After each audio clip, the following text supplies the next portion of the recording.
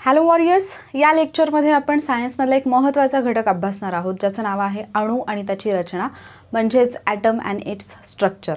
हा जो घटक आहे तो आपल्या एक्झामच्या दृष्टीने महत्त्वाचा आहे, कारण याच्यावरती आयोगाने यापूर्वी बरेचसे प्रश्न विचारलेत। याच्यामधल्या काही कन्सेप्ट आहेत आणि त्याचबरोबर काही फॅक्ट आहेत ज्याच्यावरती आयोग वारंवार प्रश्न विचारतो। सो या लेक्चरमध्ये आपण या चॅप्टरशी संबंधित असणाऱ्या ज्या काही कन्सेप्ट आहेत त्या तर समजून घेणारच आहोत, पण त्याचबरोबर फॅक्ट्ससुद्धा कशा लक्षात ठेवायच्या ते सुद्धा मी तुम्हाला सांगणार आहे। मग बेसिकली या लेक्चरमध्ये आपण काय पाहणार आहोत, अणूची उत्पत्ती कशी झाली किंवा त्याचा शोध कसा लागला, त्याच्याशी संबंधित जे काही सिद्धांत वेगवेगळ्या शास्त्रज्ञांनी मांडलेले आहेत ते आपण अभ्यासणार आहोत। त्याचबरोबर अणूचं म्हणजे ॲटमचं जे स्ट्रक्चर असतं, अणूची जी रचना असते ती आपण अभ्यासणार आहोत की ॲक्च्युअली केंद्रक कसं असतं किंवा त्याचं ॲटॉमिक मास म्हणजे काय असतं, ॲटॉमिक नंबर म्हणजे काय असतं, या सगळ्या गोष्टी। आणि त्याचबरोबर जसं की आपण बऱ्याचदा ऐकतो की अणू म्हणजे एक अविभेदित असा घटक आहे की ज्याला कधीही आपण भेदू शकत नाही, मात्र काही नव्याने घटकांचे शोध लागलेले आहेत जे की अणूशी संबंधित आहेत। तर अणूशी संबंधित असणारे मूलभूत घटक तर आपण अभ्यासणारच आहोत, पण नव्याने शोध लागलेले जे इतर काही घटक आहेत ते सुद्धा आपण या लेक्चरमध्ये अभ्यासणार आहोत। चला तर मग आजच्या लेक्चरला आपण सुरुवात करूया। सगळ्यात पहिल्यांदा अणू म्हणजे काय असेल हे जर आपण समजून घ्यायचं म्हटलं तर आपल्याला माहिती की कुठलाही पार्टिकल, कुठलाही पदार्थ जो असेल, इव्हन आपलं शरीर जरी आपण पाहिलं तरी सुद्धा ते छोट्या छोट्या घटकांनी मिळून बनलेलं आहे। जसं की आपल्या बॉडीमध्ये जर आपण पूर्ण बॉडीचा विचार केला तर आपण त्यांना डिवाइड जर करायचं म्हटलं तर पहिल्यांदा आपण अवयव म्हणू शकतो, त्यानंतर काही अवयव संस्था आहेत, त्यानंतर जर आपण म्हणजे जसं आपण भाग करत जाऊ तसं आपल्याला काही ऊती, पेशी इथंपर्यंत आपण जाऊ शकतो। तर असे प्रत्येक पदार्थामध्ये म्हणजे हा पेन जरी विचारात घेतला किंवा बोर्ड विचारात घेतला तर याच्यामध्ये छोटे छोटे पार्टिकल्स आहेत। तर हे सगळे पार्टिकल्स म्हणजेच अगदी छोटा सगळ्यात पार्टिकल जो असेल त्याला आपण थोडक्यात अणू असं म्हणतो। तर ॲक्च्युअल अणू काय आहे, ॲटम काय आहे, त्याचं स्ट्रक्चर काय आहे, त्याच्या केंद्रकामध्ये काय आहे, त्याच्या बाजूला ज्या कक्षेमध्ये इलेक्ट्रॉन फिरतात ते त्याची संख्या किती असते, ते कशा पद्धतीने संख्या बदलतात किंवा त्याच्याबद्दलचे इतर कन्सेप्ट ज्या असतील आणि जे फॅक्ट असतील ते आपण समजून घेऊयात। आता अणूची जर आपण रचना पाहिली तर अणूमध्ये आपल्याला एक केंद्रक पाहायला मिळतं, जे की आपण पाहिलं की भरीव गोळा वगैरे आपण सगळं काही त्याच्याबद्दल पाहिलं। तर हे अणूचं केंद्रक आहे। या अणूच्या केंद्रकामध्ये दोन आपल्याला घटक पाहायला मिळतात, एक आहे प्रोटॉन आणि दुसरा आहे न्यूट्रॉन। एक आहे प्रोटॉन आणि दुसरा आहे न्यूट्रॉन। प्रोटॉन जे असतात त्यांच्यावरती असतो पॉझिटिव्ह चार्ज, प्रोटॉन जे असतात त्यांच्यावरती असतो पॉझिटिव्ह चार्ज। आणि आपण इथे पाहिलं होतं ना की अणूच्या केंद्रकामध्ये पॉझिटिव्ह चार्ज आहे, धनप्रभार असतो, ठीक आहे। प्रोटॉनवरती असतो धनप्रभार। याच्यामध्ये केंद्रकामध्येच दुसरा जो घटक असतो तो असतो न्यूट्रॉन, आणि या न्यूट्रॉनवरती मात्र कुठलाही चार्ज नसतो, ते पॉझिटिव्हही नसतात, निगेटिव्हही नसतात, ते उदासीन असतात, म्हणजे ते न्यूट्रल असतात, ठीक आहे। केंद्रकामध्ये आपल्याला प्रोटॉन आणि न्यूट्रॉन हे दोन घटक पाहायला मिळतील, यांनी मिळून बनलेलं असतं केंद्रक। या केंद्रकाच्या बाहेर कक्षेमध्ये फिरत असतात इलेक्ट्रॉन, ज्यांच्यावरती असतो निगेटिव्ह चार्ज, इलेक्ट्रॉनवरती असतो निगेटिव्ह चार्ज। इथंपर्यंत समजलं पॉझिटिव्ह कोण आहे, निगेटिव्ह कोण आहे। प्रोटॉन पॉझिटिव्ह पी लक्षात राहू शकतं, पॉझिटिव्ह मधला पी, प्रोटॉन मधला पी, ठीक आहे। आणि मग उरतं कोण, इलेक्ट्रॉन निगेटिव्ह आहेत आणि हे जे आहेत न्यूट्रॉन जे आहेत ते न्यूट्रल आहेत, न्यूट्रॉन न्यूट्रल आहेत, उदासीन आहेत, खूप इझी आहे। आता याच्यात कन्फ्यूज व्हायचं काही कारण आहे का की हे लक्षातच नाही राहत, म्हणजे ज्यांचं सायन्स बॅकग्राऊंड नाही आहे स्पेसिफिकली त्यांच्यासाठी सांगते। सायन्सवाल्यांना मे बी असं वाटत असेल की हे काय म्हणजे अगदीच पहिली दुसरीच्या मुलांसारखं, बट ज्यांचं सायन्स बॅकग्राऊंड नाही आहे त्यांचं कन्फ्युजन होतं, ठीक आहे। तर प्रोटॉन पॉझिटिव्ह पी, इलेक्ट्रॉनवरती निगेटिव्ह चार्ज आहे आणि न्यूट्रॉनवरती कुठलाही चार्ज नाही, ते न्यूट्रल आहेत, उदासीन आहेत, ठीक आहे। एवढी गोष्ट तुम्हाला समजली। आता हे जे केंद्रकामध्ये असणारे प्रोटॉन आणि न्यूट्रॉन आहेत यांना दोघांना एकत्रित मिळून म्हटलं जातं न्यूक्लियॉन, न्यूक्लियॉन, ठीक आहे। प्रोटॉन आणि न्यूट्रॉन मिळून होतं न्यूक्लियॉन।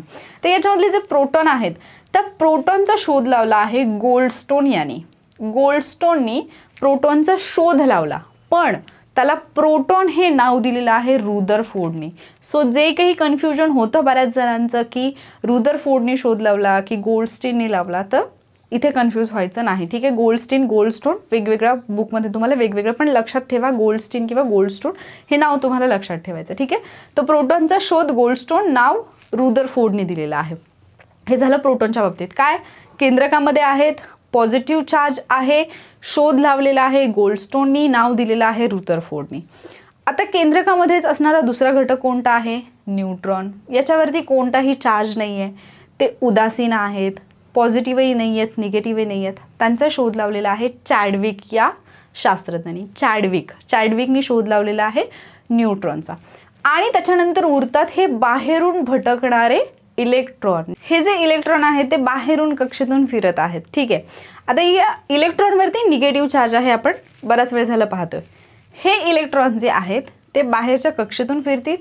नील्स बोरनी काय सांगितलं की ते ठराविक कक्षेतच फिरतील, त्यांना फिरता फिरता कक्षा बदलता येणार नाही. त्यांना जर एका कक्षेतून दुसऱ्या कक्षेत जायचं असेल तर एक तर त्यांना ऊर्जा शोषून घ्यावी लागेल किंवा उत्सर्जित करावी लागेल. या इलेक्ट्रॉनचा शोध कोणी लावलेला आहे? मगाशीच आपण पाहिलं, थॉम्सननी शोध लावलेला आहे. जे थॉम्सननी इलेक्ट्रॉनचा शोध लावलेला आहे. नाव कोणी दिलेलं आहे? स्टॉनीने दिलेलं आहे. हे हा जो काही सगळा डाटा आहे किंवा सगळी इन्फॉर्मेशन आहे ती जे सचिन भस्के सरांचं बुक आहे नवीन एडिशन, त्याच्यातून मी घेतलेली आहे. जर कोणाला काही डाऊट असेल तर तुम्ही तसं विचारू शकता, कारण हे अपडेटेड बुकमधून घेतलेली इन्फॉर्मेशन आहे सगळी. ठीक आहे. मग आता आपल्याला लक्षात काय काय ठेवायचं आहे? अणूच्या रचनेमध्ये, ॲटमच्या स्ट्रक्चरमध्ये ॲटमचं जे केंद्रक आहे त्याच्यामध्ये कोण कोण आहे? प्रोटॉन आहेत, न्यूट्रॉन आहेत. बाहेर कक्षेतून कोण फिरत आहे? इलेक्ट्रॉन फिरत आहेत. जे कक्षेमध्ये आहेत त्याच्यामध्ये पॉझिटिव्ह चार्ज कोणावरती आहे? जे केंद्रकामध्ये आहेत पॉझिटिव्ह चार्ज कोणावरती आहे? प्रोटॉनवरती आहे. न्यूट्रॉनवरती कसला चार्ज आहे का? कसलाही नाही आहे. जे इलेक्ट्रॉन आहेत त्यांच्यावरती काय आहे? निगेटिव्ह चार्ज आहे. शोध कोणी लावलेला आहे? प्रोटॉनचा शोध लावला गोल्डस्टोननी, नाव दिलं रुदरफोर्डनी. न्यूट्रॉनचा शोध लावला चॅडविकनी. इलेक्ट्रॉनचा शोध लावला थॉम्सननी, नाव दिलं स्टॉनीनी. आता हे तुम्हाला काय करायचं आहे? एक चार्ट बनवा साधा सिंपल आणि त्याच्यामध्ये लिहून ठेवा. म्हणजे एका ठिकाणी प्रोटॉन लिहा, एका ठिकाणी इलेक्ट्रॉन लिहा, एका ठिकाणी न्यूट्रॉन लिहा. त्याच्यासमोर कोणी शास्त्रज्ञांनी शोध कोणी लावला त्याचं नाव लिहा आणि हे नाव कोणी दिलं त्याचं नाव लिहा. चार्ज कुठला असतो पॉझिटिव्ह निगेटिव्ह ते लिहा. आणि त्याच्यानंतर त्यांचं जे वस्तुमान असतं, त्यांचं जे वेट असतं, वस्तुमान थोडक्यात मास जे असतं, ते जास्त कोणाचं आहे कमी कोणाचं आहे ते तुम्हाला लक्षात ठेवायचं आहे. पण ते आपण कुठे पाहणार आहोत? इथे ज्यावेळेला आपण अणु वस्तुमानांक पाहणार आहोत तिथे आपण पाहूया. तर रचना समजली तुम्हाला, एकूण अणूची संरचना कशी असेल. आता रचना तुमच्या लक्षात आली. आता पुढचा मुद्दा येतो की अणूचे प्रोटॉन, न्यूट्रॉन आणि इलेक्ट्रॉन हे मूलभूत घटक आहेत. मात्र या अणूमध्ये आणखीही इतर काही घटक जे आहेत ते नव्याने शोध लागलेले आहेत किंवा इतरही काही घटक आढळतात जे आपल्याला समजून घ्यायचे आहेत. याच्यामध्ये पहिला घटक येतो पॉझिट्रॉन. आता पॉझिट्रॉन जो आहे त्याचा शोध कोणी लावलेला आहे? डिरेक आणि अँडरसन यांनी पॉझिट्रॉनचा शोध लावला. आता हे पॉझिट्रॉन आहेत. पॉझिट्रॉन म्हणजे काय असतं? Positive electron. आपण तर पाहिलं की इलेक्ट्रॉनवरती निगेटिव्ह चार्ज आहे, पण अणूमध्ये काही पॉझिटिव्ह इलेक्ट्रॉन असतील ज्यांना म्हटलं जाईल पॉझिट्रॉन. हे अगेन मी सांगते, सचिन भस्के सरांच्या बुकमध्ये जी इन्फॉर्मेशन आहे त्याच्यावरती आधारित हे लेक्चर आहे. ठीक आहे. पॉझिट्रॉन आहेत जे की पॉझिटिव्ह इलेक्ट्रॉन असतील तर लक्षात ठेवायला इझी आहे. पॉझिटिव्ह मधला पॉझि आणि इलेक्ट्रॉन मधला ट्रॉन, पॉझिट्रॉन. ठीक आहे. तर पॉझिटिव्ह इलेक्ट्रॉन डिरेक आणि अँडरसननी याचा शोध लावलेला आहे. न्यूट्रिनो आणि अँटी न्यूट्रिनो. आता न्यूट्रिनो काय असेल? न्यूट्रॉन आपल्याकडे माहिती आहे केंद्रकामध्ये न्यूट्रॉन आहेत, तर हे उदासीन असणारेच कण आहेत किंवा घटक आहेत जे की अणूच्या केंद्रकामध्ये आहेत. आणि फेर्मी यांनी याचा शोध लावलेला आहे, न्यूट्रिनो आणि अँटी न्यूट्रिनो. त्यानंतर येतो मेसॉनचा शोध लावलेला आहे युकावा आणि केम्मर यांनी. आणि हे जे आहेत ते अस्थिर असतात. हे जे घटक आहेत ते अस्थिर आहेत, ते सतत मूव्ह करत असतात, ते एका जागी स्थिर होत नाहीत आणि हे पाय आयन असतात यांच्यामध्ये. ठीक आहे. त्यानंतर अँटीप्रोटॉन. आता प्रोटॉन आणि अँटीप्रोटॉन, अँटी म्हणजे त्याच्या विरुद्ध असणार. ठीक आहे. तर अँटीप्रोटॉन सेर्गे आणि वेगलांड यांनी याचा शोध लावलेला आहे. आणि हे जे असतात ते प्रोटॉन निगेटिव्ह असतात. आपण पाहिलं की प्रोटॉनवरती पॉझिटिव्ह चार्ज आहे, पण असे प्रोटॉन ज्यांच्यावरती निगेटिव्ह चार्ज आहे त्यांना काय म्हटलं जाईल? अँटीप्रोटॉन. ठीक आहे. त्याच्यानंतर पुढचा जो घटक येतो तो आहे बोसॉन हा पण अणूचाच एक घटक आहे. त्याचा शोध जो आहे तो एस.एन. बोस यांनी लावलेला आहे.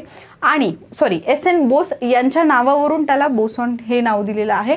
आणि एक मेसॉन आणि एक फोटॉन मिळून बनतो बोसॉन. ठीक आहे.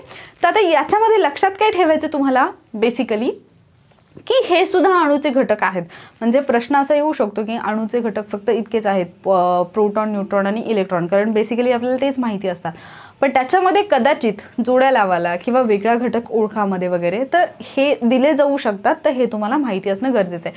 किंवा काही फसवी वाक्य दिली जाऊ शकतात. अँटी प्रोटॉन म्हणजे पॉझिटिव्ह प्रोटॉन. आपल्याला तर माहिती आहे की प्रोटॉनवरती पॉझिटिव्ह चार्ज असतो, त्यामुळे असं विचारलं जाऊ शकतं की पॉझिटिव्ह प्रोटॉन, पण हे पॉझिटिव्ह आहेत का नाही. निगेटिव्ह प्रोटॉन जेव्हा असतील त्यावेळेला त्याला आपण अँटी प्रोटॉन म्हणू. ठीक आहे, तर अशा पद्धतीने थोडंसं लक्षात ठेवा. जर हे लेक्चर तुम्हाला समजलं असेल, जर तुम्हाला इझी वाटलं असेल, याच्यातून काहीतरी सायन्सच्या कन्सेप्ट तुमच्या क्लिअर झाल्यात असं तुम्हाला वाटत असेल तर व्हिडिओ शेअर नक्की करा. त्याचबरोबर व्हिडिओला लाईकही करा आणि वॉरियर ऑफिसर या यूट्यूब चॅनलला नक्की सबस्क्राईब करा. थँक्यू.